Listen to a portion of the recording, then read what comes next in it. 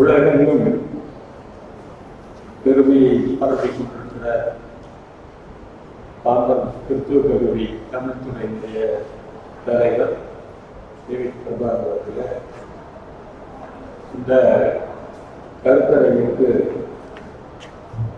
என்னை அழைத்த பேராசிரியர் சாம் பிரபு அவர்களே,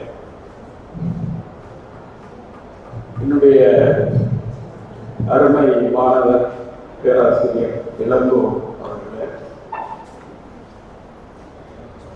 மேசன், நான் மாநில கல்லூரியில் பணியாற்றுகிற போது அவர் அங்கே ஆய்வு மாணவராக இருந்தார். எங்களோடு நெருங்கி பழகி நண்பராகவே அவர் இன்றும் இருந்து கொண்டிருக்கிறார். இங்கே பல சிந்தனைகளை தனக்குள்ளே அடக்கி வைத்துக் கொண்டு அவ்வப்போது வெளியிடுகிற பேராசிரியர் முத்துக்கண்ணன் அவர்கள் இங்கே என்னை பற்றி ஒரு சுருக்கமான அறிமுகத்தை சொன்னார்கள். அதற்கு முன்னாலே பேராசிரியர் பிரபாகர் அவர்கள் இல்லது கூறுதல் என்கிற உத்தியில நிறைய செய்திகளை அவர்கள் சொன்னார். எனக்கு எப்பவுமே ஒரு வெட்கம் உண்டு, நமக்கு இன்னும் ஒன்றும் தெரியவில்லை, தெரிந்து கொள்ள இயலவில்லை என்று.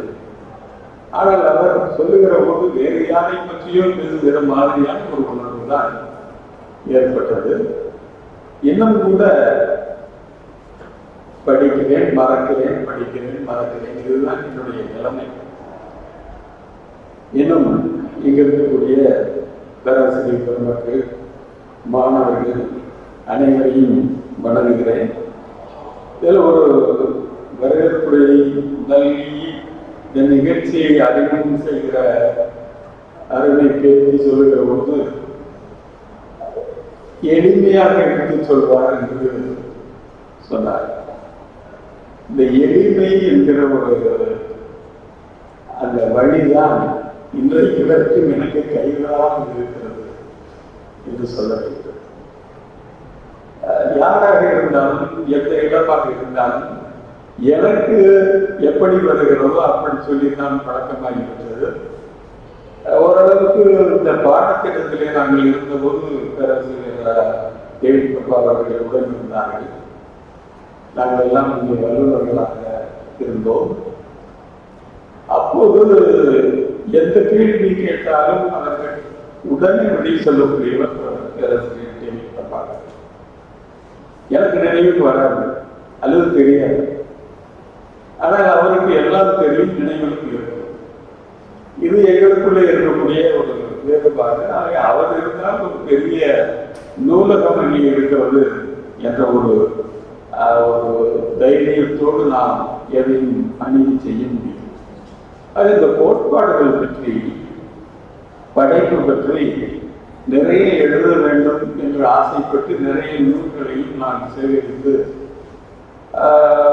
அவை பெரும்பாலும் ஆங்கிலத்திலே இருப்பதனாலே அந்த ஆங்கிலத்தை படித்து புரிந்து கொள்ளக்கூடிய ஒரு ஆங்கில அறிவு இல்லாத காரணத்தினாலே எனக்கு எட்டிய வரையிலே அதையெல்லாம் படித்து ஓரளவுக்கு உள்வாங்கிக் கொண்டிருக்கிறேன். உள்வாங்கி சில பேர் தமிழிலே எழுதியிருக்கிறார்கள். அவர்கள் எழுதியதெல்லாம் படிக்கிற போது ஆங்கிலமே பரவாயில்லை என்ற ஒரு நல்ல உணர்வு ஏற்படுகிறது.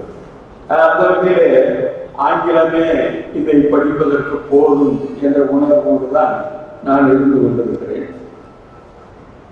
இன்றைக்கு நாம் பல வகையான படைப்புகளை எழுந்து கொள்கிறோம்.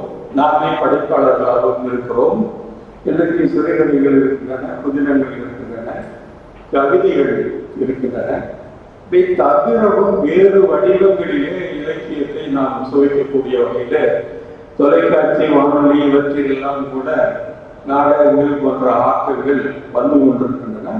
அதில் ஒரு வகையிலே நமக்கு பல வகையான இலக்கிய வகைகளை நாம் இன்றைக்கு சுவைக்க முடிகிறது.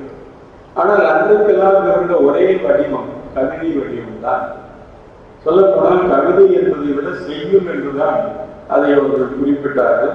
நாம் தான் பிற்காலத்திலே அதையெல்லாம் கவிதை என்று குறிப்பிட தொடங்கினோம். இன்றைக்கு பத்திரிகையாளர்கள் என்ன வேலை செய்து கொண்டிருக்கிறார்களோ அந்த வேலையை அன்றைக்கு புலவர்கள் செய்து கொண்டிருந்தார்கள்.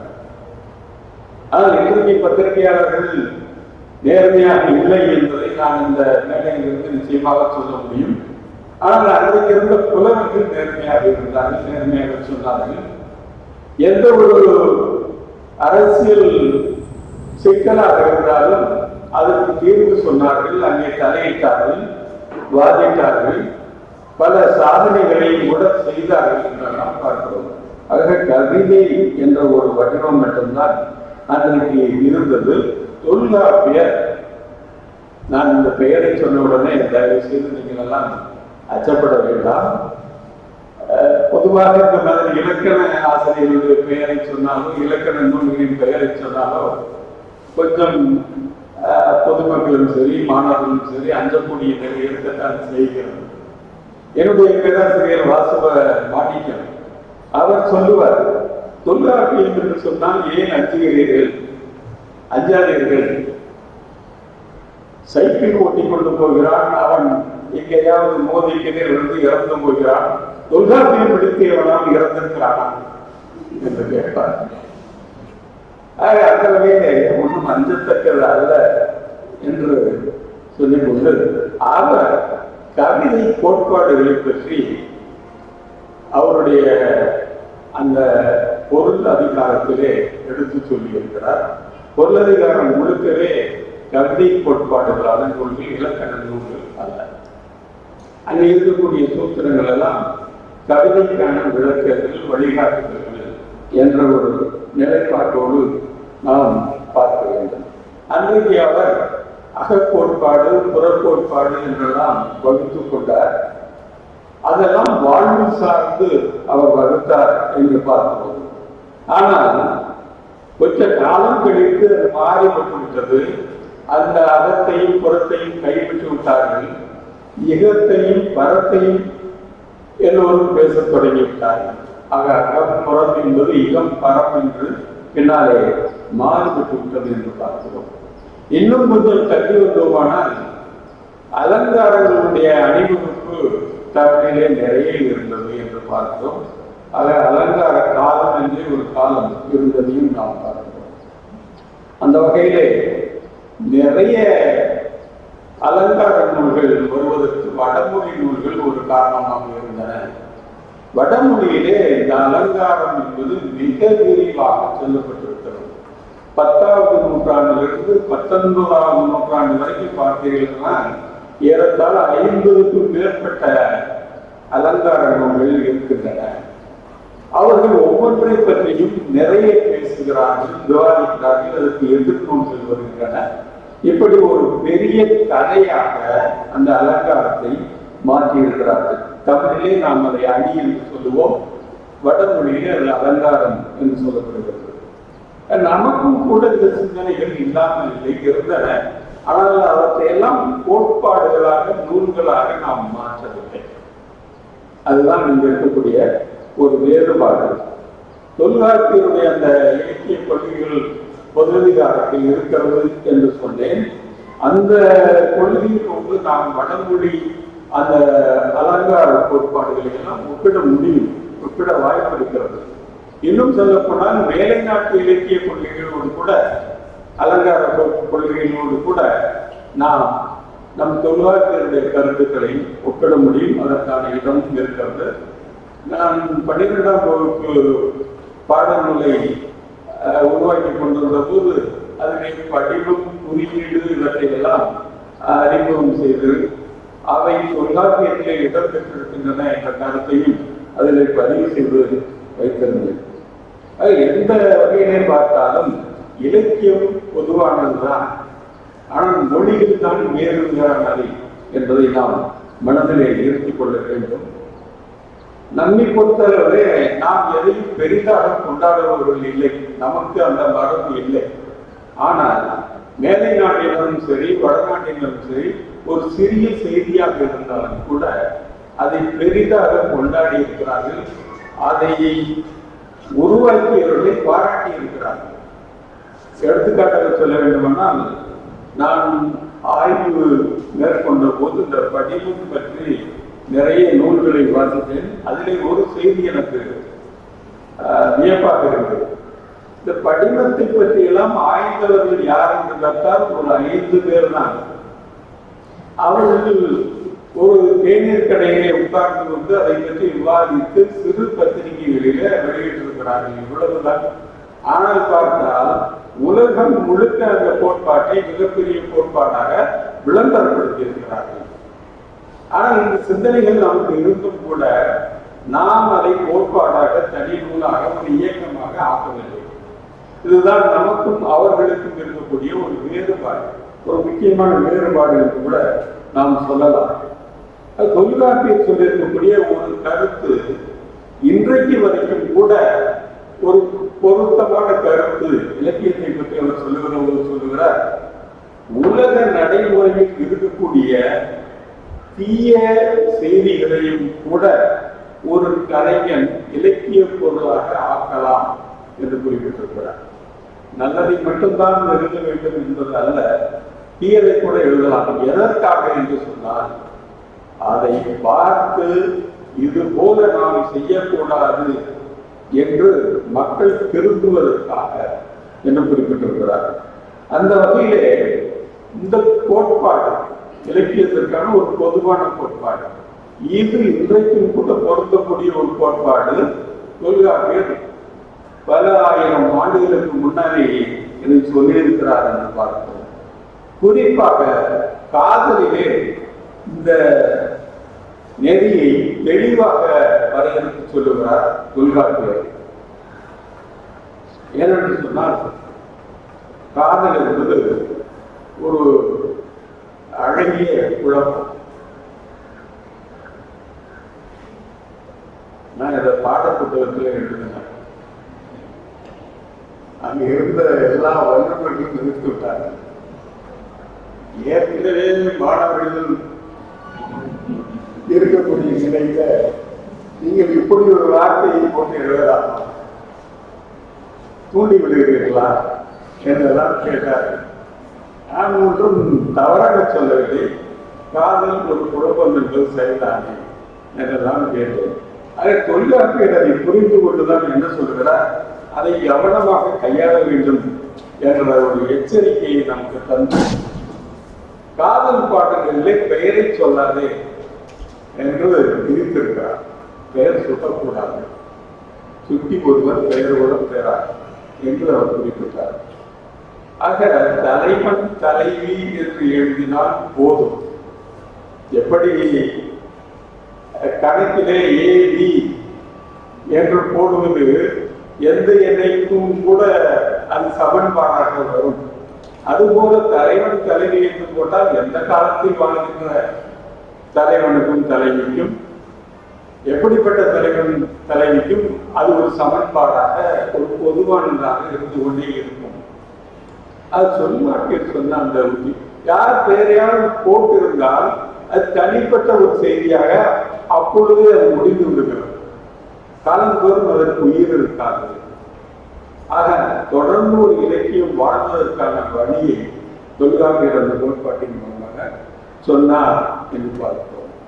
இப்படி தொல்காப்பியர் சொன்ன அந்த செய்திகளை எல்லாம் நாம் பல வகையாக வடமொழி நூல்களோடும் ஒப்பிட்டு பார்க்க முடியும். ஒரு சில ஒப்பீடுகளை இப்போ உங்களுக்கு சொல்லுகிறேன். ஒன்று, இந்த அவுசித்தியம் என்று ஒரு கோட்பாடு வட மொழியிலே இருக்கிறது. அதை தமிழிலே சொல்ல வேண்டுமானால் தகுமுறை தராமுறை என்று சொல்ல வேண்டும்.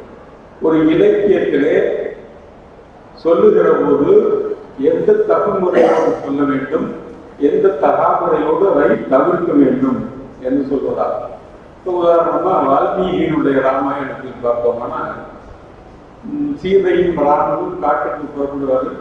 அந்த அரண்மனையை விட்டு வெளியே வந்த உடனேயே சீதை காடு வந்து விட்டதா அப்படின்னு கேட்டார். வழியெல்லாம் கேட்கிறாங்க. அதை கேட்ட உடனே ராமனுக்கு கண்ணீர் வந்திருக்கு. அது ஒரு கதை தலைவன் கண்ணீர் விடக்கூடாது. இன்னொன்னு, சீதை போன்ற ஒரு பெரிய பாத்திரம் இம்மாதிரி காடு வந்து விட்டதா என்று உடனே கேட்கக்கூடாது. சொல்றாங்க. கம்பன் வந்து அதை மாத்துறாரு. இங்கதான் வால்மீகியிலிருந்து அவர் வேறுபடுகிறார். ஆக அங்கே வால்மீகி செய்தது தகாமுறை, அது அவசியத்துக்கு ஒத்துவராத ஒரு செய்தி. ஆனால் கம்பன் செய்தது தகுமுறை என்று பார்க்கிறோம். இப்படி பல வகைகளில் சொல்ல போனா தொழிலாளர்கள் வந்து கூத்து முறை பற்றி பேசுகிறார். யார் யாரு எங்க என்னென்ன செய்தி பேசணும், எல்லாரையும் எல்லாத்தையும் பேச முடியாது. ஏன்னா எல்லாருக்கும் எல்லாம் தெரியாது. அது தெரியாத செய்தியை பேசக்கூடாது. அத அவர் கூட்டு முறையில் சொல்றாரு. ஆகவே அந்த வகையிலும் அந்த ஔஷத்தியம் தொல்காப்பியத்தில் இடம்பெறுகிறது என்று சொல்லலாம். இன்னொன்னு வக்ரோக்தி என்று ஒரு உக்தி, அது ஒரு கவிதைக்கே அடிப்படையான ஒரு உக்தி. அதாவது கவிதை வந்து நேர்கோட்டில் இருக்கக்கூடாது அப்படின்னு அந்த வக்ரோக்தி சொல்லுது.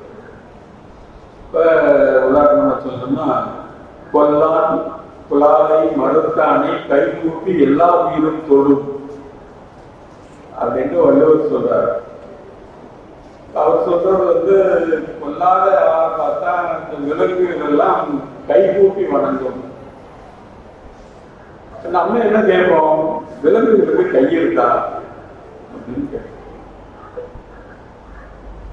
அதுதான் நேர சொல்லாம வளைச்சு சொல்றது. அப்படி வளைத்து சொல்வது இலக்கியத்தினுடைய நயத்தை கூட்டுகிறது அப்படின்னு வக்ரோக்தி சொல்றது. நமக்கு வக்ரோக்தி தெரியும்,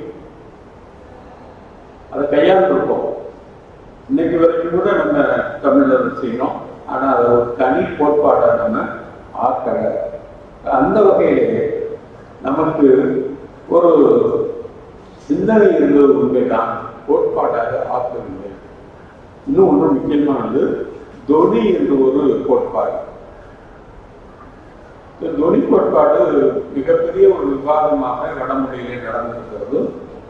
அதை நம்ம தமிழ்ல தொல்காப்பியர் இறைச்சின்னு சொல்லியிருக்காரு. நான் என்ன சொல்லிட்டாரு அப்படின்னு கேட்டா, அது அகப்பாட்டுக்கு தான் வரும் அப்படின்னு சொல்லிட்டாரு. ஆனா வடமொழிக்காரங்க அது எல்லா கவிதையிலும் வரும், அகமா இருந்தாலும் சரி புறமா இருந்தாலும் சரி. தோனிங்கிறது எல்லா இடத்துலையும் வரும். இப்போ ஒரு இடத்துல ஒரு கவிதை, வடமொழி கவிதை, சுந்தர கோதாவரி பக்கம், ஐயா நீங்கள் பயப்பட்ட நாயை நேற்று சிங்கம் வந்து கொன்று விட்டது, இனி நீங்கள் போகலாம் அங்கே தைரியமாக அப்படின்னு ஒரு கவிதை. இது என்னன்னா, ஒரு தோழி வந்து தலைவன் சொல்ற பாட்டு, அந்த பக்கம் வரலான்னு பார்த்தா அந்த சிங்கம் இருந்துச்சு, நாய் இருந்துச்சு, அதனால வரல. சரி, நாய்க்கு வந்துட்டு வரல. இப்ப என்ன சொல்றா தோழி, அந்த நாயை சிங்கம் கொண்டுட்டது, நீங்க வரலான்னு சொல்றாங்க. நான் போக முடியுமா? நாய் போயிடுச்சு, ஆனா சிங்கம் இருக்கு, அதை விட பெரிய ஆபத்து. அந்த குறிப்பு பொருள் என்னன்னா, வராத அதை விட பெரிய ஆபத்து இருக்கு அப்படின்னா, வான்னு சொன்னாலும் வராதுன்னு அவன் பொருள் எடுத்துக்கணும். அது வா என்று அங்கே சொல்லப்படுவது என்ன தொனி, அர்த்த தொனி என்றால் வராதே என்பதுதான். அந்த வகையில பாத்தீங்கன்னா இந்த இறைச்சியும் அதைத்தான் செய்யுது. நம்ம தமிழ் சங்க இலக்கியத்துல பூரா பாத்தீங்கன்னா அந்த தலைவன் வர்ற வழியை பத்தி நிறைய இடர்பாடுகள் சொல்லுவாங்க. அங்க வந்து நிறைய மதம் பிடித்த யானை தெரிகிறது, காற்றாற்றில் வெள்ளம் இருக்கிறது, தெருநாய்கள் எல்லாம் எப்போ பார்த்தாலும் ரொம்ப விழிப்பா சுத்திக்கிட்டே இருக்கு. இப்படியெல்லாம் நாய்கள் தூங்காமல் இருக்கக்கூடிய நேரத்துல நீ வர்றியே அப்படின்னு மட்டும்தான் கேட்பா. என்ன அர்த்தம்? நீ இனிமேல் இந்த இரவு நேரத்திலே வர வேண்டாம், காற்றாற்று வெள்ளம் எப்படி இருக்குன்னு சொல்ல முடியாது, யானைகள் எப்படி நடந்து கொள்ளும் என்று சொல்ல முடியாது, தெருநாய்கள் என்ன செய்யும் என்று சொல்ல முடியாது. ஆக நீ இரவிலே வர வேண்டாம், பகலிலே வா என்ற ஒரு குறிப்பு அங்கே இருக்கும். இதுதான் இறைச்சி பொருள். அல்லது இன்னொரு இறைச்சி பொருள் எடுத்துட்டோம்னா இதெல்லாம் எதுக்கு பார்த்ததில்ல, பகல்லையும் வேணாம் இரவுலையும் வேணாம் கல்யாணம் பண்ணிக்கிறோம். அங்கே 2 பிரிவுகள் வருவதை நாம் பார்த்தோம். இப்படியெல்லாம் நமக்கு சிந்தனைகள் இருந்தன, ஆனால் கோட்பாடாக ஆக்கவில்லை. அது ஒரு தனித்துறையாக நாம் வளர்க்கவில்லை. ஏதோ இலக்கியத்துக்குள்ளே இலக்கண நூல்களுக்குள்ளே நாம் நிறுத்திட்டோம், தனியா எடுத்து எழுதிருக்கணும். இப்ப நமக்கு இந்த வகையில பார்த்தோம்னா இன்றைக்கு இருக்கக்கூடிய வாழ்க்கையில நிறைய நெருக்கடிகள் இருக்கு. அது உங்களுக்கும் தெரியும், எனக்கும் தெரியும். என்னுடைய காலகட்டத்தை விட உங்களுடைய காலகட்டத்தில் நிறையவே நெருக்கடிகள் இருக்கின்றன என்று பார்க்கிறோம். இந்த நெருக்கடிகளை எல்லாம் புரிந்து கொள்வதற்கு, ஏன்னா அந்த நெருக்கடிகள் இலக்கியத்தில் இடம் பெறுகின்றன, அந்த நெருக்கடிகளை புரிந்து கொள்வதற்கு கோட்பாடுகள் தேவைப்படுகின்றன. இன்றைக்கு ஏன் இவ்வளவு கோட்பாடுகள் உருவானது என்று சொன்னால் நெருக்கடிகள் அதிகமாக இருந்த காரணத்தினால இந்த கோட்பாடுகள் எல்லாம் உருவாகி சொல்ல வேண்டும். அந்த வாழ்க்கையிலிருந்து இலக்கியம் பிறக்கிறது, இலக்கியத்திலிருந்து கோட்பாடு பிறக்கிறது. மீண்டும் பார்த்தோமையானால் அந்த இலக்கியங்களை புரிந்து கொள்வதற்கு கோட்பாடு தேவைப்படுகிறது, கோட்பாட்டை புரிந்து கொள்வதற்கு இலக்கியம் தேவைப்படுகிறது. ஒரு வட்டம் திரும்ப திரும்ப அந்த இலக்கியம் கோட்பாடு ஒன்றை ஒன்று சுற்றி கொண்டே இருப்பதை நாம் பார்க்கிறோம். அந்த வகையிலே ஒரு செழுமையற்ற கோட்பாடுகள் இலக்கியத்திற்காக தேவைப்படுகின்றன என்ற 2 விதமான கருத்துகள் இல்லை. இப்ப தொடர்ந்து கோட்பாடுகளை பார்த்தோமே ஆனால் ஒரு சில செய்திகள் அது என்னன்னா எதை சொல்லுகிறோம், எப்படி சொல்லுகிறோம், இதைத்தான் தொடக்க கால கோட்பாடுகள் எல்லாம் சார்ந்திருந்தன. உதாரணமா சொல்லணும்னா இந்த செவ்வியல் கோட்பாடு என்று சொல்வார்கள், கிளாசிசிசம் என்று ஆங்கிலத்தில் சொல்லுவது, அது வெளியீட்டு திறன் எப்படிப்பட்டது என்பதைத்தான் மதிப்பிடுது.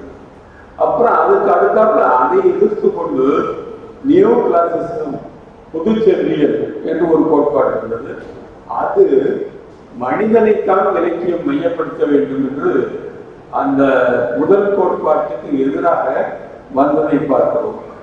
இதே போல பல கோட்பாடுகள், பழைய கோட்பாடுகள், உதாரணமா ரொமான்டிசிசம், பொன்னியியல் கோட்பாடு, இது இலக்கியத்தை ஒரு இன்புறுத்தும் ஊடகமாகத்தான் பார்த்தது.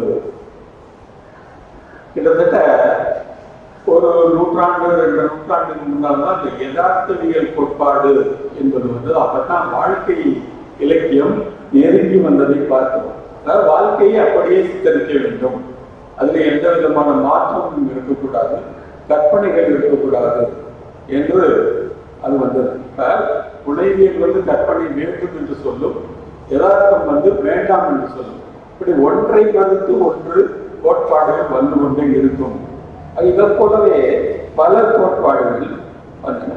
இன்றைக்கு பார்த்தோமே ஆனால் எதை எழுதுகிறோம் அப்படிங்கிறதையும் விட்டுட்டாங்க, எப்படி எழுதுகிறோம் என்பதையும் விட்டுட்டாங்க. எப்படி அதை புரிந்து கொள்ளுகிறோம், இலக்கியத்தை எப்படி புரிந்து கொள்கிறோம், ஒவ்வொருத்தரும் புரிஞ்சுக்கிற முறை வேறு. ஒரு இலக்கியத்துக்கு ஒரு அர்த்தம் தான் இருக்கும் என்று இல்லை, பல அர்த்தங்கள் உண்டு. ஒவ்வொருத்தருக்கும் ஒவ்வொரு அர்த்தம் இருக்கும். இப்படி இலக்கியம் ஒரு அர்த்தத்தை தரக்கூடியதாக இருக்கக்கூடாது, பல அர்த்தங்கள் தரக்கூடியதாக இருக்க வேண்டும். அது இலக்கியத்தை பொழுதுபோக்கு கருவியாக, இன்புறுத்தக்கூடிய ஒன்றாக இருந்த ஒரு நிலையை மாற்றி இன்றைய கோட்பாடுகள் நிச்சயமாக நாம் நமக்கு ஏற்றவாறு பொருள் கொள்ளக்கூடிய வகையிலே அந்த இலக்கியங்களை வாசிக்க வேண்டும் என்கிற நிலைமையில இந்த கோட்பாடுகள் எல்லாம் அமைந்திருக்கிறது. இப்படி நாம் பல கோட்பாடுகளை சொல்லுகிற போது முக்கியமா சில கோட்பாடுகளை நாம் பெயர்களை சொல்லி அதனுடைய இடத்தை மட்டும் சொல்றேன். இப்ப மார்க்சிய இலக்கிய கோட்பாடு உங்களுக்கு தெரியும். மார்க்சினுடைய அந்த மார்க்சிய கொள்கையினுடைய ஒரு பகுதியாக இலக்கிய கோட்பாடு உருவாயிற்று. இந்த மார்க்சிய தத்துவம் என்ன செய்கிறது என்று சொன்னால் வாழ்க்கையை எடை போடுகிறது எங்கே ஏற்றத்தாழ்வு இருக்கிறது, அந்த ஏற்றத்தாழ்வை எப்படி நீக்க வேண்டும், எல்லோருக்கும் சமம் என்ற நிலையை எப்படி கொண்டு வர வேண்டும், ஒரு நல்ல இலக்கியம் இதைத்தான் செய்ய வேண்டும் என்று அந்த மார்க்சிய இலக்கிய கோட்பாடு சொன்னதை பார்த்தோம். அந்த வகையில பழைய இலக்கியங்கள் கூட இந்த மார்க்சிய கோட்பாட்டை கொண்டு ஆய்வு செய்து பல தீர்வுகளை சொல்லியிருக்கிறார். உதாரணமாக நாமெல்லாம் சங்க காலம் பொற்காலம் என்று சொல்லிக்கொண்டே இருக்கிறோம் இன்றைக்கு.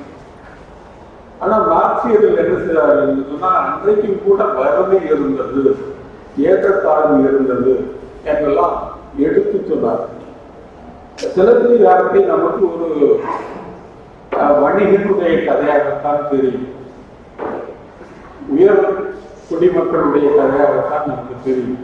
ஆனால் மார்க்சியர்கள் அதை குடிமக்கள் காப்பியம் என்று சொன்னார். இப்படி பல வகையிலே மக்களை சார்ந்து அந்த கோட்பாடு இயங்கியது என்று பார்க்கிறோம்.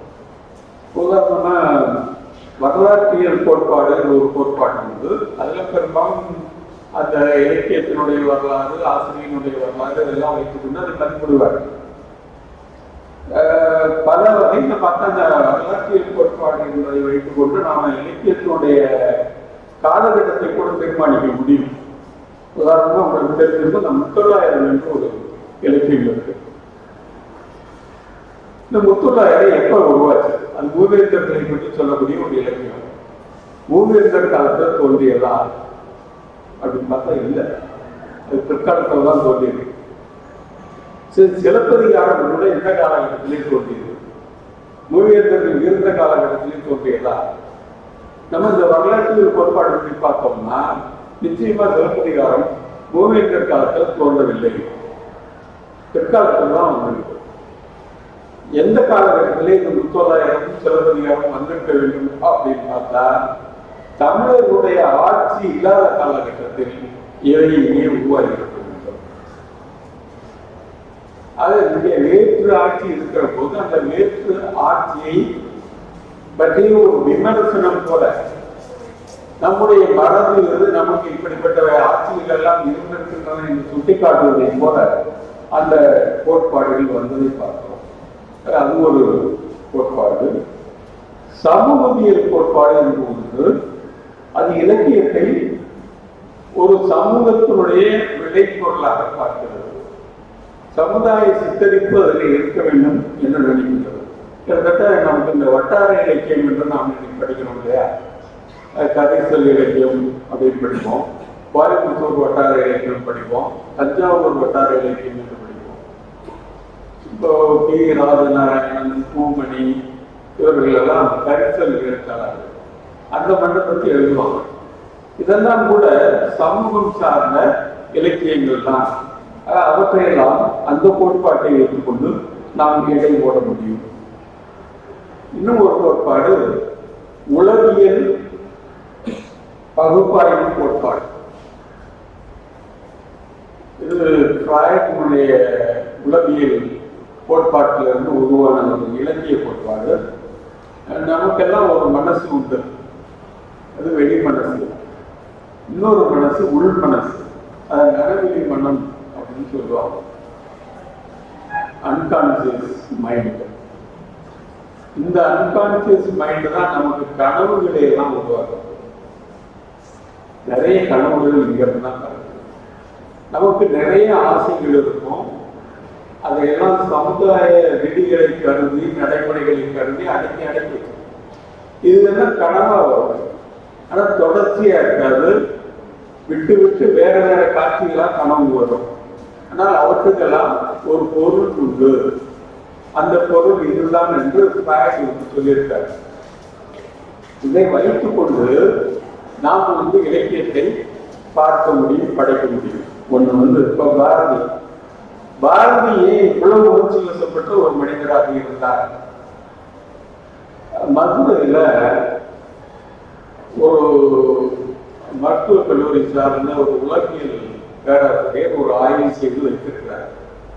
என்ன வச்சிருக்காருன்னா, பாரதி மனநிலை பாதிக்கப்பட்டவர் அப்படின்னு அவர் பெருமார். ஏன்னு சொன்னா அவர் பல கூட்டங்கள்ல பேசி முடிச்சது மயக்கம் போட்டு விழுந்துருவார். இதுக்கு காரணம் என்ன அப்படின்னா அவருடைய உணர்ச்சி வசப்படக்கூடிய தன்மை. ஏன் உணர்ச்சி வசப்படாத காரணம் சொன்னா அவருடைய மனம் பேரழித்து இருந்தது. இது ஒரு உளவியல் சார்ந்த ஆய்வு.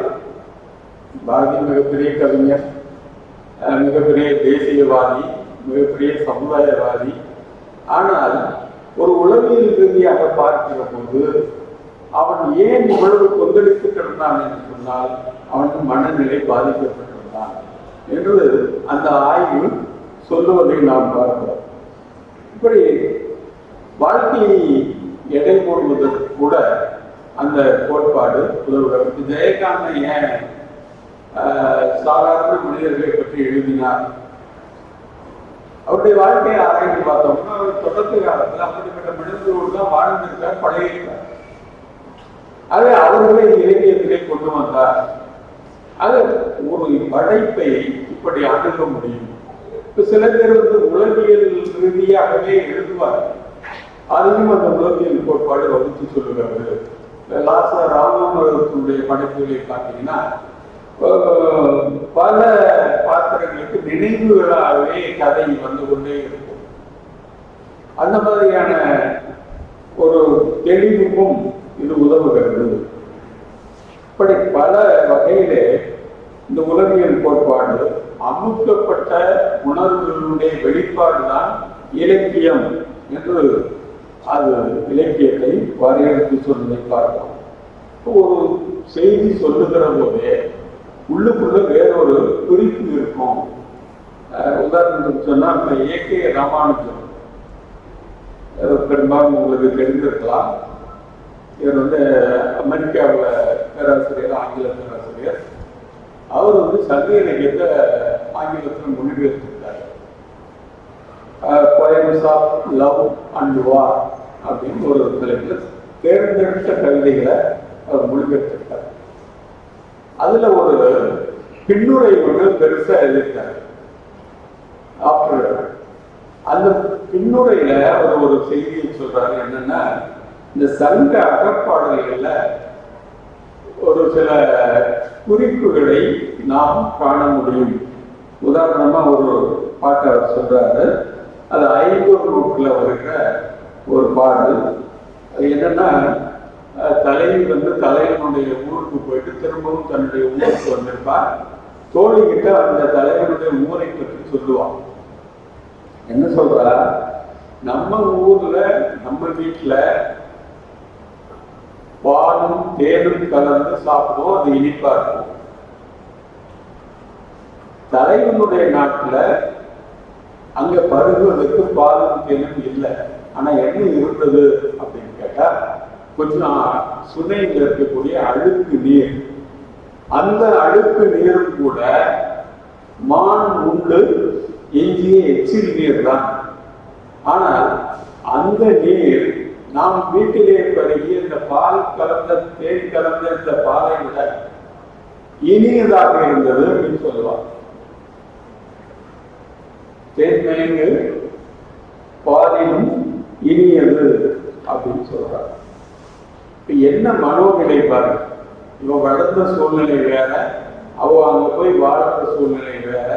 ஆனால் அவன் நாட்டில் இருக்கக்கூடிய ஒரு அழுக்கு நீர் இந்த தேன் கலந்த பாறை விட இனியது என்று சொல்லுகிற போது சாதாரணமா பார்த்தா நமக்கு என்ன தெரியும்? கடன் மேல இருக்கக்கூடிய அன்பினாலே அவர் அப்படி சொல்லுகிறார் அப்படின்னு தோணும். ஆனா ஏகே ராமானுஜம் என்ன எழுதுறாரு, இது ஒரு குறியீடு மாதிரியான ஒரு செய்தி. குறிப்பாக நமக்கு ஒரு செய்தியை சொல்லுகிறது. என்ன என்றால், அந்த மான் அந்த நீரை உண்டு எப்படி மகிழ்ந்ததோ அதை போல இந்த தலைவனோடு இணைந்து இந்த பெண் மகிழ்ந்திருக்கிறார். இந்த செய்தியைத்தான் அந்த காட்சி சொல்லுகிறது. இது உள்ளே பொதிந்து கிடக்கிறது அப்படின்னு சொல்றாரு.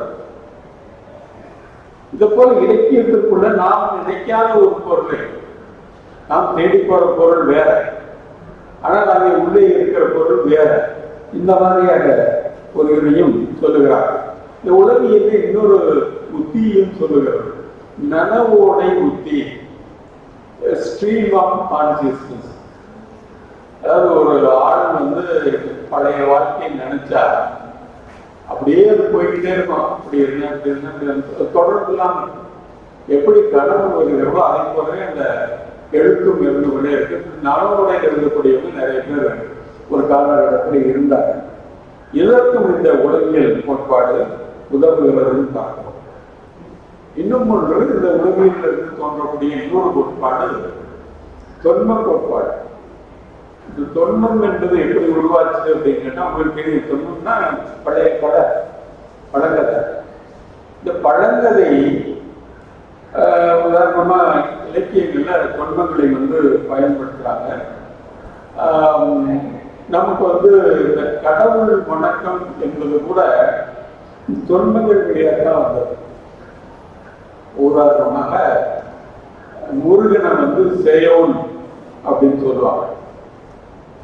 சேயோன் அப்படின்னு சிவந்தவன். தொடக்க கால மனிதனுக்கு அவன் பெரும்பாலும் காட்டில் இருந்தபோது இருள் அதிகமாக சந்திச்சிருப்பான். அந்த இருள் எப்போ போகும் அப்படின்னு பார்த்திருந்திருப்பான். அதற்கு அந்த சூரியன் உதிப்பு என்பது உதவி இருக்கும். காலை நேர சூரியன் சிவப்பாக இருக்கும். ஆக சிவப்புங்கிற சூரியனை அவன் வரவேற்றிருக்கிறான், அதை வணங்கி இருக்கிறான்.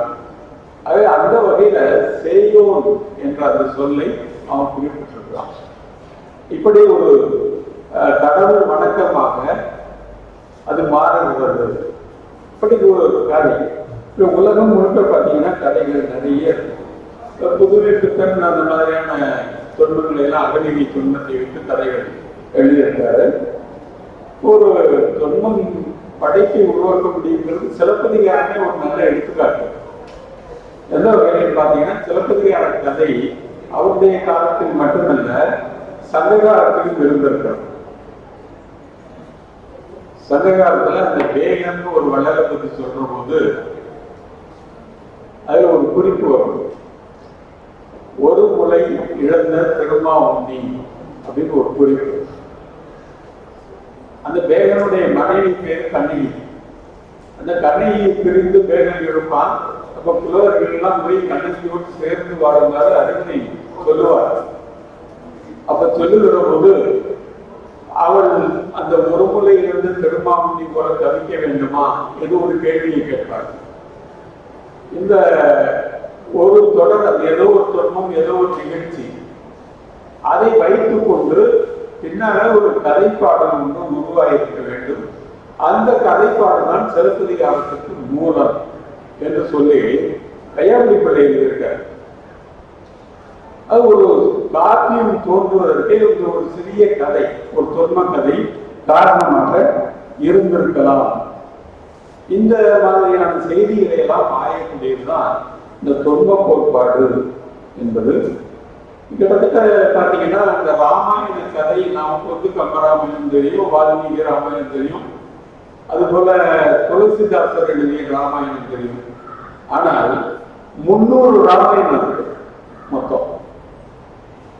நம்ம நாட்டில் மட்டுமில்ல, மற்ற தென்கிழக்கு நாடுகளிலும் ராமாயணங்கள் இருக்கின்றன. ஒவ்வொரு ராமாயணத்திலையும் கதை வேற வேறையா இருக்கு. வேற வேறையா கிட்டத்தட்ட மாதிரி சீதை, ராமன், ராவணன் எல்லாமே வர்றாங்க. அவருடைய உறவு முறைகள்ல மாற்றங்கள் நிறைய கதைகள் இருக்கின்றன. அப்போ ஒரு மூலக்கதையிலிருந்து பல கதைகள் உருவாகின்றன. இதையெல்லாம் மொத்தமாக ஆய்ந்த ஒரு கோட்பாடு தான் அந்த தொன்ம கோட்பாடு. அந்த 300 ராமாயணங்களையும் ஆய்ந்து ராமாயணத்தில் ஒரு கட்டுரை எழுதியிருக்காங்க. அது தமிழ்ல கூட வெளியாயிருக்கு. இதை போல இந்த தொன்ம கோட்பாடு என்பது இலக்கியத்தை பல வகையாக ஆய்வுகிறது என்று பார்க்கலாம். இன்றைக்கு இலக்கியத்தில் தொன்மம் என்பது ஒரு முக்கிய நம்மளோட அந்த படைப்புகளை நூல்ல எழுதியிருக்கேன். அப்துல் ரஹ்மானுடைய கவிதை, புறத்திணை சுயநல மண்டலத்தில் கோழி நலன்களின் கூட்டம் கையில் மாலையுடன் குறுத்து கமையன்றி. இன்றைக்கு தேர்தல் எப்படி நடக்கிறது அதுதான் சொல்றாரு. ஒரு சுயமரங்கிறது ஒரு தேர்தல் தான் செய்வார். போலி நலன்னா இருக்கக்கூடிய வேட்பாளர்கள் எவ்வளவு உண்மையான நலன் எல்லாமே போலி, யாருக்கு மாறப்பட்டாலும் ஆபத்து. அதான் நினைக்கிறது. அது யாரை தேர்ந்தெடுத்தாலும் நீ ஒரு போலியைத்தான் தேர்ந்தெடுக்க போகிறாய். சரி, அப்படியாவது உன்னுடைய மாலையாவது வாக்குச்சீட்டு சரியான ஒரு ஆளுக்கு போடக்கூடிய தகுதியாவது உனக்கு இருக்கிறதா? இல்லை, உனக்கும் பார்வை கிடையாது, பொருட்டு தவிர யாரு மாலை போட்டாலும் போலி, போடுற ஆளுக்கும் தெரியாது. இப்படிப்பட்ட ஒரு நிலைமை தான் இன்றைக்கு இந்த ஜனநாயகப்படி இருக்கிறது என்று அந்த கவிதையை சொல்வார். அப்ப அந்த தொன்மத்தை, நடன் தமிழி தொன்மத்தை அவர் கவிதைக்குள்ள ஒரு உத்தியாக பயன்படுத்துகிறார். இதெல்லாம் இந்த தொன்ம கோட்பாட்டுக்குள்ள வரக்கூடிய செய்திகள். இனி வரக்கூடியதெல்லாம் கொஞ்சம் பேர்கள் மட்டும் நான் உங்களுக்கு சொல்றேன். என்ன நான் விளக்க போயிருந்தா எனக்கு முடியாது, உங்களுக்கு முடியாது. அமைப்பியல் கோட்பாடு, அதாவது என்னன்னா ஒரு முழுமை அப்படின்னு இலக்கியம் பார்க்கிறோம். ஆனா அது முழுமையானது இல்லை, அதற்குள்ள பல அமைப்புகள் இருக்கு. அந்த அமைப்புகளை எல்லாம் நாம் எடுத்து ஆராய்ச்சி பார்த்தாதான் உண்மையான பொருள் என்ன அப்படிங்கிறது தெரியும் அப்படின்னு சொல்றாங்க. அந்த வகையில பார்த்தா இப்ப நமக்கு இருக்கக்கூடிய ஒரு பாட்டு, உங்களுக்கு எல்லாம் தெரிஞ்ச பாட்டு, இந்த யாதும் முறை யாவரும் கேள்வி. இந்த ஒரு வழியை நம்ம தமிழனுடைய பெருமை அப்படின்னு சொல்லணும். தமிழனுக்கு ஒரு பெரிய பரந்த மனப்பான்மை இருந்துச்சு. இதை ஐநா வரைக்கும் கொண்டு போயிருக்காங்க, சந்திரமண்டலத்துக்கு கொண்டு போயிருக்காங்க, அப்படின்லாம் பேசிருக்கோம். இது யாரும் முறை யாரும் கேள்வி இருக்கிற அந்த தொடர், அந்த பாட்டுல என்ன இடத்தை பெறுகிறது? இந்த அமைப்பியல் ரீதியாக ஆய்வு பார்க்கிற போது என்ன கிடைக்கிறது என்று சொன்னால், இந்த பாட்டினுடைய மையம் என்ன? ஆறுயிர் முறை வழிபடும். எப்படி ஒரு மரக்கட்டை வெள்ளத்துல போகுமோ அது மாதிரி இந்த வாழ்க்கை விதியின் வழியே போகிறது. விதிப்படிதான் எல்லாமே நடக்கும். இந்த கட்டை எடுத்து போக முடியாது, காற்றாற்று வெள்ளம். அந்த கட்டையினுடைய நிலைமையில தான் நாம எல்லாம் இருக்கிறோம், நம்ம வாழ்க்கை இருக்கிறது. ஆகவே நாம எதை பற்றியும் கவலைப்பட வேண்டியதில்லை, எல்லாமே விதிப்படிதான் நடக்கிறது. தீதும் நன்றும் பிறந்தர வாரா, அது விதிப்படிதான் வருது, அடுத்தவங்க கொடுக்கல. நல்லது நடந்தாலும் கெட்டது நடந்தாலும் விதியின்படிதான் நடக்கிறது. நோதலும் தனிதலும் அவற்றோரல்ல, அந்த துன்பம் தீர்வதற்கும் யாரும் உதவவில்லை, அது விதிப்படி தணிகிறது. துன்பம் வந்தாலும் சரி, அது போனாலும் சரி, விதிப்படி. சாதலும் புதுவது அன்றே, துன்பம் புதுசுல விதிப்படி எல்லாருக்கும் செத்தாங்க, அதுவும் விதிப்படி. வாழ்தல் எளிதென மகிழ்ந்தென்றும் நிலைமை, வாழ்க்கை எளியது என்று சொல்ல முடியாது. ஏனென்றால் அது விதிப்படி எளியதாக இருக்கிறது, அவ்வளவுதான். அது எல்லாமே விதிப்படி என்று சொல்வதால எது வேண்டுமானாலும் ஊராக இருக்கலாம், அது விதி. யார் வேண்டும் உறவினராக இருக்கலாம், அது விதி.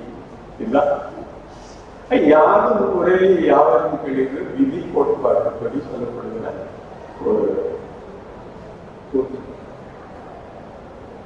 இப்ப நம்ம அந்த அமைப்பியல் ரீதியாக அந்த பாட்டை பார்க்கிற போது நமக்கு அதுக்கு வேறு பொருள் கிடைக்கிறது என்று பார்க்கிறோம்.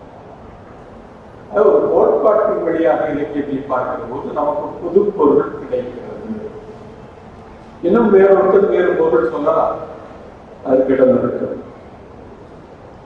இதை எதிர்த்து கொண்டு தோன்றியதுதான் பின் அமைப்பியல் கோட்பாடு என்பது, போஸ்ட் மாடர்னிசம் என்று சொல்வார்கள், போஸ்ட் ஸ்ட்ரக்சரலிசம். இதையும் கிட்டத்தட்ட இந்த படைப்புக்கு மையம் என்று ஒன்று இருக்கு. இப்ப நான் சொன்னேன் விதி என்பதுதான் மையம், அப்படியெல்லாம் கிடையாது. நம்ம ஒரே பொருள் கொள்ள முடியாது, வேறு வேறு பொருள்கள் கொள்ள வேண்டும். அப்ப வேறு வேறு பொருள்கள் தருமாறு ஒரு இலக்கியத்தை படைக்க வேண்டும். அதுதான் அவங்க 0 டிகிரி ரைட்டிங் அப்படின்னு சொன்னாங்க. அந்த கோட்பாட்டு தொடரை வச்சு சாரண நிவேதிதா 0 டிகிரினே ஒரு நாவல் எழுதிட்டாங்க. நாவலே படைக்கப்பட்டதுன்னு பார்க்கணும்.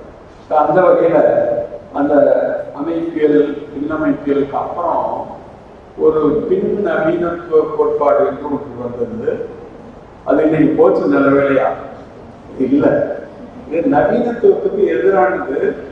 படைப்புங்கிறதே எப்படிப்பட்டதாக இருக்க வேண்டும் என்று சொன்னால் சிதைக்கப்பட்டதாக இருக்க வேண்டும்.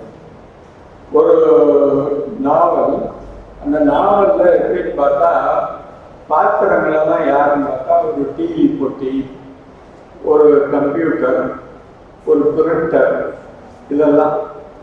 இந்த பிரிண்டர், கம்ப்யூட்டர், டிவி பெட்டி இதெல்லாமே கதை சொல்லுங்க. இந்த மாதிரி ஒரு நாவலை எழுதுறாரு. இன்னொருத்தர் நாவல் எழுதுறாரு, பழைய பஞ்சாங்கத்திலிருந்து ஒரு 4 பக்கம், சினிமா நோட்டீஸ்ல இருந்து ஒரு 4 பக்கம், வெறும் காயங்கள் ஒரு 4 பக்கம், அப்புறம் பாதி கிழிஞ்ச பேப்பர் ஒரு 4 பக்கம், இப்படியே தொகுத்து. என்னன்னா இலக்கியம் என்பது ஒரு அதிகாரத்தை நமக்கு திணிக்கிறது.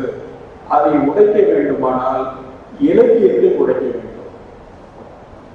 அப்ப இப்ப இருக்கக்கூடிய இலக்கியத்தை தான் உடைச்சு நாம மாற்றணும்னாதான் ஒரு புதிய அதிகாரமயப்படாத ஒரு சமூகம் உருவாக முடியும் அப்படின்னு பின்னமைத்துவ கோட்பாடு சொன்னது என்று பார்க்கிறோம்.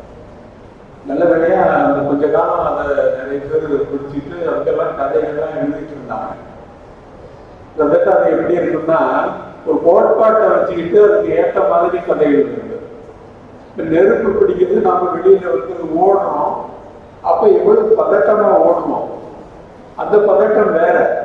ஆனா அதே நேரத்துல இப்போ பயர் சர்வீஸ்ல இருந்து சார் நீங்க ஒரு ஒத்திகை நடத்த போறோம், நீங்க எல்லாரும் இத்தனை மணிக்கு பெல் அடிச்சுட்டு வெளியே ஓடணும் அப்படின்னு சொல்றாங்கன்னு வச்சுக்கோங்க. அப்ப எவ்வளவு நிதானமா சந்தோஷமா வெளியே போகும். இதுதான் அந்த கோட்பாட்டை வைத்து கொண்டு எழுதுவதற்கு நேரக்கூடிய ஒரு ஆளாக. அதுல தான் நேர்ந்தது. அது புரிந்து கொள்ளாமலேயே அந்த கோட்பாட்டை வேறு மாதிரி புரிந்து கொண்டு கண்டபடி இலக்கியங்களை படைத்தார்கள். நல்ல வேளையாக அது நின்று போயிற்று என்று மகிழ்ச்சி அடையலாம். அடுத்ததாக முக்கியமான இந்த பின்னணித்துடைய ஒரு விளைச்சல் என்னன்னா, இந்த மையம் என்பதே கிடையாது அப்படின்னு சொன்னதுனால விளிம்புகளுக்கு முக்கியத்துவம் கொடுக்க வேண்டும். அந்த விளிம்புகளுக்கு முக்கியத்துவம் கொடுக்க வேண்டும் என்கிற போது அதுவரை சமூகத்திலே அடக்கப்பட்டு கிடந்த பெண்ணுக்கும் அதுவரை சமூகத்திலே அடக்கப்பட்டு கிடந்த தலித்துகளுக்கும் முக்கியத்துவம் தந்த கோட்பாடுகள் உருவாகும். அதான் பெண்ணிய கோட்பாடு, தலித்திய கோட்பாடு. இந்த பெண்ணியம் தலித்தியம் இன்றைக்கு வரைக்கும் நல்ல ஒரு கோட்பாடாக, நல்ல இலக்கியங்களை படைக்கிற கோட்பாடாக, நல்ல எழுத்தாளர்களை உருவாக்கக்கூடிய கோட்பாடுகளாக வந்திருப்பதை நாம் பார்க்கிறோம். அந்த வகையிலே இன்றைக்கு படைப்பு தலித் இலக்கியம், பெண்ணிய இலக்கியம் என்று வளர்த்து செல்வதை அந்த கோட்பாடுகள் வகுத்திருக்கின்றன. இன்னொன்று, சமீபத்தில் பல இடங்கள்ல பல காரணங்களுக்காக ஒரு இடத்தை விட்டு இன்னொரு இடத்திற்கு பெயர்ந்து போகிறார்கள். ஈழத்தமிழர்கள் எல்லாம் அரசியல் காரணமாக பல நாடுகளுக்கு சென்று தங்கிவிட்டார்கள். அங்கேயே குடியுரிமையும் வாங்கிவிட்டார்கள். இப்போ நம்ம ஊர்ல நிறைய பேர் இந்த கணினி தொழில்நுட்பத்தை படித்து விட்டு வேலைக்காக பல பேர் போயிருக்கிறாங்க. தமிழ்நாடுல இருந்து போனவங்களே கணக்கு பார்த்தீங்கன்னா கோடிக்கணக்கான பேர் பல நாடுகளில் வசிக்கிறாங்க. இவர்கள் அங்கே போன பிறகு அவர்கள் எதிர்கொள்கிற சிக்கல்கள் நிறைய.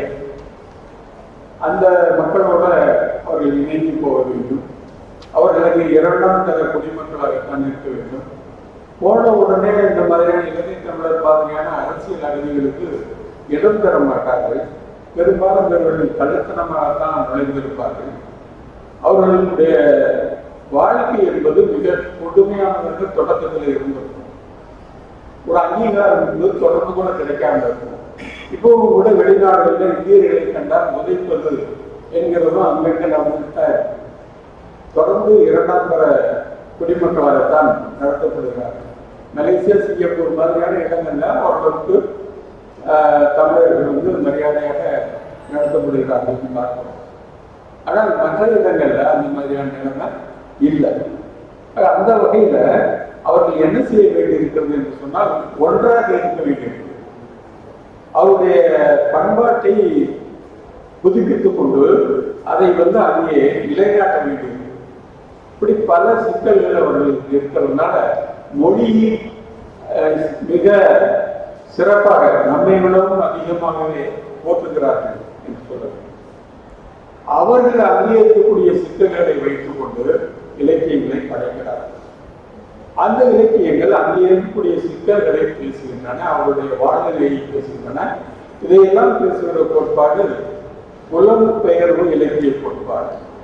புலம்பெயர்ந்தவர்கள் அலைவு கோட்பாடு என்று கூட சொல்லுவார்கள். நாடு விட்டு நாடு அலைந்து கொண்டே இருக்கக்கூடியவர்கள். அது இதை போல இலக்கியங்கள் நிறைய இன்றைக்கு வந்து கொண்டிருக்கின்றன. அவற்றுக்கு சில அலையியல்கள் எல்லாம் உருவாக்கப்பட்டிருக்கின்றன என்று பார்த்தோம். அப்புறம் முக்கியமா தமிழ்நாட்டில் இன அறிவியல் கோட்பாடு எத்தனோபாடு இன்றைக்கு அண்மையில இந்த மாதிரியான படைப்புகள் நிறைய வருது.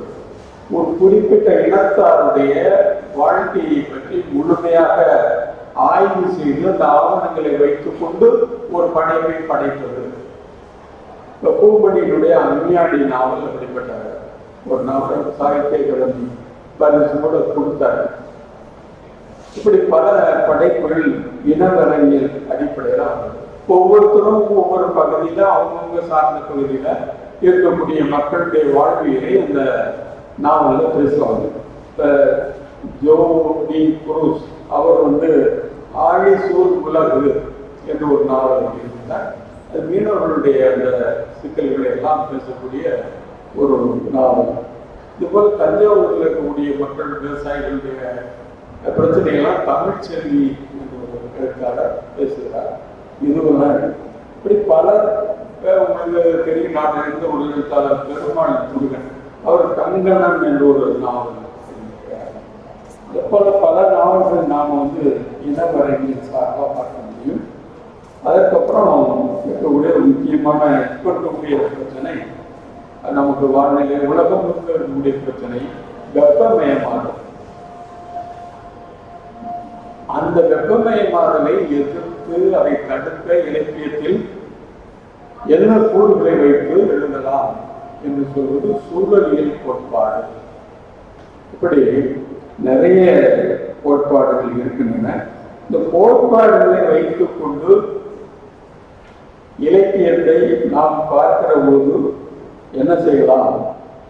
போய் என்னன்னா படைப்பு முறை மாற வேண்டும். இதுதான் அடிப்படையில எல்லா கோட்பாடும் சொல்லுவது ஒன்று. இரண்டாவது, இந்த கோட்பாடுகள்ல மகிழ்ச்சிகரமான செய்தி என்னன்னா இந்த கோட்பாடுகள் எல்லாம் மொழிக்கு அழுத்தம் கொடுக்கின்றன. ஏன்னா மொழிங்கிறது இப்ப எப்படி ஆயிப்போச்சுன்னா ஒரு விற்பனை பொருளா ஆயிடுச்சு. நான் வந்து படிக்க வேண்டியதில்லை, எதுவுமே படிக்க வேண்டியதில்லை. நான் கூகுளுக்கு போகலாம், வேற தளத்துக்கு போகலாம், மொத்தமா அவன் திரட்டி வச்சிருக்கான். அது எல்லாத்தையும் அப்படியே எடுத்து நான் வாங்கிக்கலாம். அறிவுங்கிறது ஏற்கனவே செய்து வைக்கப்பட்டிருக்கிறது. அந்த அறிவை எடுத்து நான் பயன்படுத்திக் கொள்ளலாம். இதற்காக நான் நூலகத்துக்கு போக வேண்டியது, நூல் வாங்க வேண்டியது இல்லை. நினைச்ச நேரத்தில் நான் கட்டிக்கலாம். பள்ளி பிள்ளைகள்லாம் சொல்ற மாதிரி மாதா பிதா கோகுல்னு சொல்றாங்க இல்லையா, தெய்வம் அப்படின்ட்டு. அதே மாதிரி தான். அந்த வகையில இன்னைக்கு தகவல் என்பது ரொம்ப எளிதாக இணையத்தில் கிடைக்கிறது. இப்ப கிட்டத்தட்ட மொழி செத்து போகக்கூடிய ஒரு நிலைமைக்கு போய்கொண்டே இருக்கிறது. யாரும் மொழியை பயன்படுத்துறதில்ல. பெரும்பாலும் நீங்க பாப்பீங்க இந்த வாட்ஸ்அப் மற்றவர்களெல்லாம் பெரும்பாலும் குறியீடுகளை வைத்தே பேசுவாங்க, மொழியே எழுதுறதில்லை. அந்த மாதிரி மொழி பேசுவது குறைந்து கொண்டே வருகிறது, மொழியை ஆளுவது குறைந்து கொண்டே வருகிறது. ஆனால் இந்த கோட்பாடுகள் எல்லாம் மொழிக்கு முக்கியத்துவம் தருகின்றன என்பது ஒரு மகிழ்ச்சியான ஒரு செய்தி. இன்னொன்று, இந்த அதிகாரத்தை எதிர்க்க வேண்டும், எதையும் நிறுவனம் மயப்பட்டவரை அனுமதிக்க கூடாது என்பதில் இந்த கோட்பாடுகள் எல்லாம் தெளிவாக இருக்கின்றன. இன்னொன்று மகிழ்ச்சியான செய்தி, இந்த படைப்பு என்பது வாசகன் சார்ந்ததாக இருக்க வேண்டும், அது எழுத்தாளர் சார்ந்ததாக இருக்கக்கூடாது. எழுத்தாளரை கொண்டாடுகிற போக்கை இந்த கோட்பாடுகள் எதிர்க்கின்றன. வாசகன் அவனுக்கு வேணுங்கிற அர்த்தத்தை அவன் இலக்கியத்திலிருந்து எடுத்துக்கிட்டோம், நீ அர்த்தத்தை கொடுக்க வேண்டியதில்லை. அவன் படிக்கிற விதத்தில், அவன் புரிந்து கொள்கிற விதத்தில் அந்த இலக்கியம் வேறு வகையான பொருளை தந்தால் அது நல்ல இலக்கியமாக இருக்கும் என்றுதான் கோட்பாடுகள் சொல்கின்றன. பொதுவாக ஒரு அர்த்தம் தருவதை இந்த கோட்பாடுகள் எதிர்க்கின்றன. பல அர்த்தங்கள் தரக்கூடியதாக நல்ல இலக்கியம் இருக்க வேண்டும். இன்னொன்று, இந்த பாத்திரங்களுக்கு ஒரு புனித தன்மையை கட்டுவது.